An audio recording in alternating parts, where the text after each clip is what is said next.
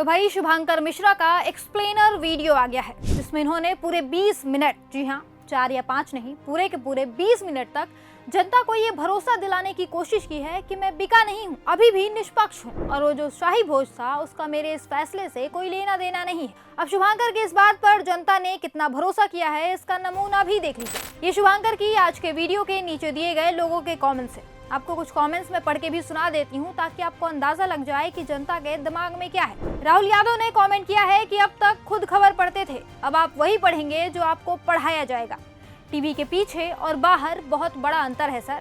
फिर the friends club नाम के एक यूजर ने कमेंट किया है, ये बंद करवाने आए थे तवायफों के कोठे पर सिक्कों की खनक दे खुद ही मुजरा कर बैठे। जो हो आपको बहुत बहुत बधाई। दीपेश सिंह ने कहा है कि आपने दिल तोड़ने वाला कार्य किया है शुभांकर जी। वहीं एक अननोन यूजर ने लिखा है कि बिकना है तो सोच समझ कर बिको, कहीं ऐसा न हो कि तुम खुद को सौदे में खो बैठो। बिकता हर वो शख्स है, बस कीमत सही लगाओ। आज शुभांकर बिका है। फिर सतीश कुमार ने कहा कि अब तक आप जनता के सवाल सरकार से पूछते थे, अब सवाल जनता से पूछा जाएगा। आपकी उपलब्धि के लिए बहुत बहुत बधाई। मुझे पहलगाम हमले की रिपोर्टिंग को देखकर ही कुछ संदेह हुआ था कि कुछ हृदय परिवर्तन हो रहा है। ये कमेंट्स देखकर साफ पता चल रहा है कि जनता को शुभांकर की किसी भी बात पर भरोसा नहीं हो रहा है। इस 20 मिनट के वीडियो में उन्होंने कई बड़ी बड़ी बातें कही है, जैसे कि एनडीटीवी के बॉसेस ने मुझे इस बात की गारंटी दी है कि मैं चैनल पर निष्पक्ष पत्रकारिता करूंगा। उनका ये जो शो आने वाला है, ये शो न सिर्फ खबरों को दिखाएगा बल्कि उन सवालों को भी पूछेगा जो जरूरी हैं।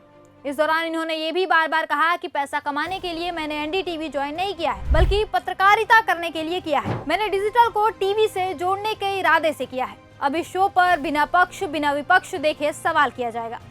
लेकिन शुभांकर की एक भी बात का जनता को यकीन नहीं हो रहा है। ऐसा क्यों? तो देखिए, इसके पीछे के कई कारण हैं। सबसे पहला और बड़ा कारण है एनडीटीवी के मालिक।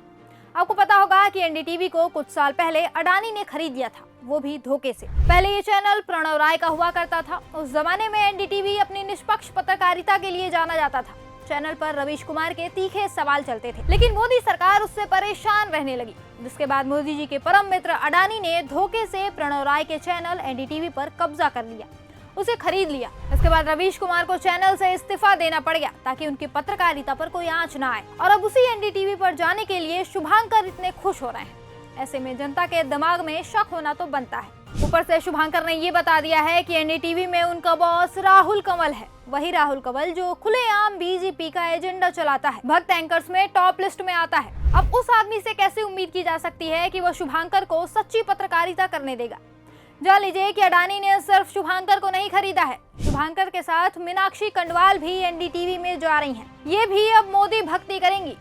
हालांकि सबसे ज्यादा चर्चा शुभांकर की हो रही है। इनकी चर्चा इस वजह से भी ज्यादा है क्योंकि ये हाल ही में अमित शाह के साथ शाही भोज करते हुए पाए गए थे। जब तस्वीरें सामने आई थी तभी से बातें शुरू हो गई थी कि इस भोज में कुछ न कुछ खिचड़ी पकी है। अब पता चल गया है कि इस भोज में शुभांकर मिश्रा की नीलामी हुई है। खबरों की माने तो एनडीटीवी शुभांकर को काफी मोटी रकम दे रहा है एक प्राइम टाइम शो करने का। अब ये रकम कितनी है ये तो कोई नहीं जानता, लेकिन रकम काफी तगड़ी है, ये सभी को पता है। अब शुभांकर चाहे कितनी भी लंबी वीडियो बनाकर जितना चाहे अपने इस फैसले को सही साबित करने की कोशिश कर लें, लेकिन जनता को मूर्ख बनाना अब मुश्किल है।